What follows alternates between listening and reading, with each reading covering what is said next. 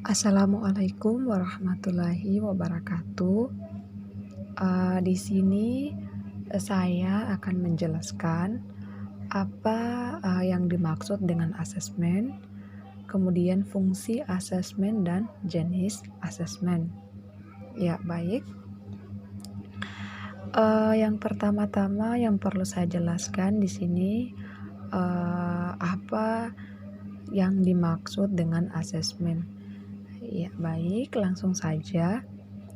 Jadi, asesmen atau disebut juga dengan penilaian adalah suatu penerapan dan penggunaan berbagai cara dan alat untuk mendapatkan serangkaian informasi tentang hasil belajar dan pencapaian kompetensi dari peserta didik.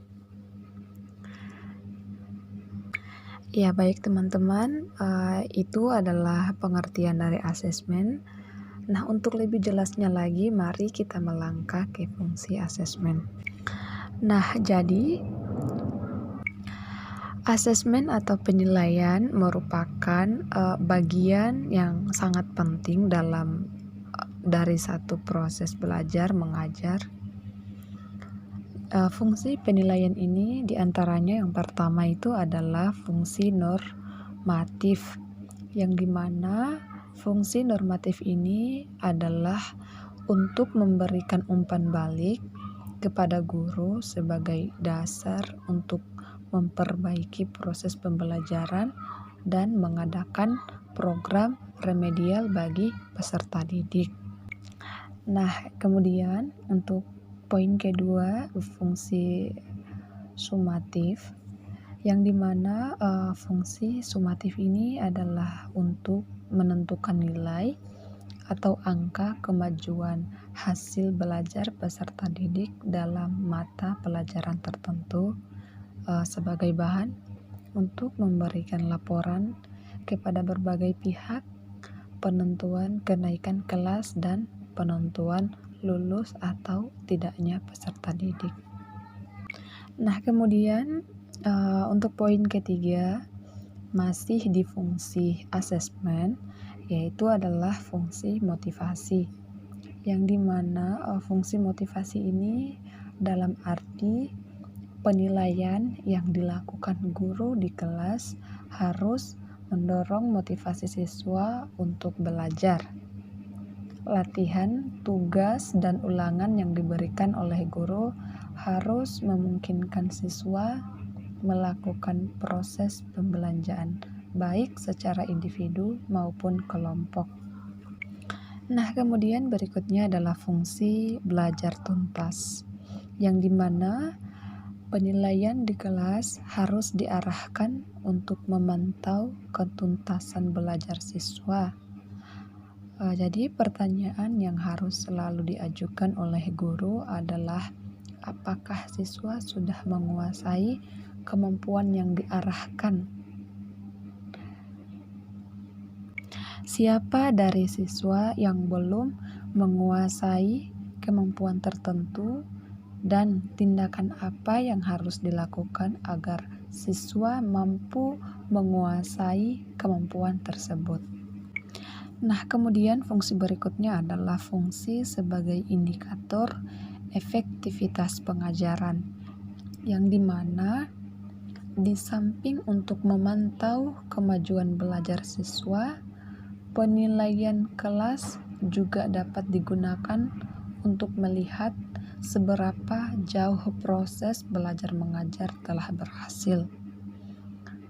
Nah, sehingga apabila sebagian besar atau semua siswa telah menguasai sebagian besar atau semua kemampuan yang diajarkan, maka dapat disimpulkan bahwa proses belajar mengajar telah berhasil sesuai dengan rencana.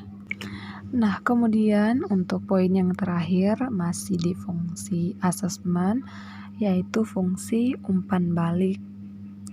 Nah, jadi hasil penilaian harus dianalisis oleh guru tentunya sebagai bahan umpan balik bagi siswa dan guru itu sendiri.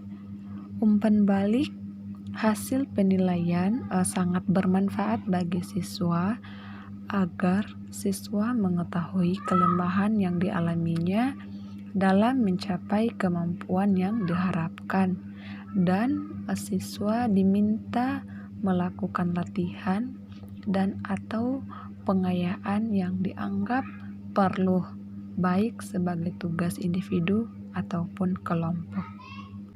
Ya, baik, selanjutnya kita melangkah ke jenis-jenis asesmen. Ya, baik. Adapun jenis-jenis asesmen yang sering dipakai antara lain tes tertulis yang disajikan kepada siswa untuk menjawabnya. Yang pertama yaitu performance assessment. Jadi performance assessment ini yaitu jenis asesmen yang menyuruh para siswa didik untuk melakukan demonstrasi bersamaan mengaplikasikan pengetahuan dalam berbagai situasi yang dikehendaki.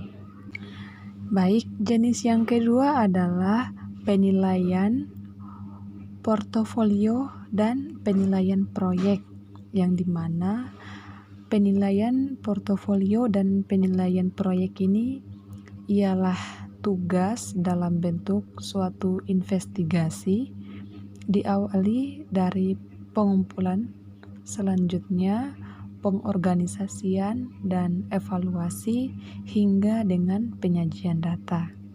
Nah, yang terakhir adalah produk assessment dan self assessment, yang dimana produk assessment ini adalah penilaian keterampilan dengan cara membuat suatu produk tertentu. Nah, sedangkan self-assessment dilaksanakan sendiri oleh peserta didik atau guru yang bersangkutan untuk kepentingan pengolahan kegiatan belajar mengajar di tingkat kelas terakhir. Ya, baik, barangkali itu saja yang perlu saya sampaikan mengenai asesmen, kemudian fungsi asesmen, dan yang terakhir adalah jenis-jenis dari asesmen.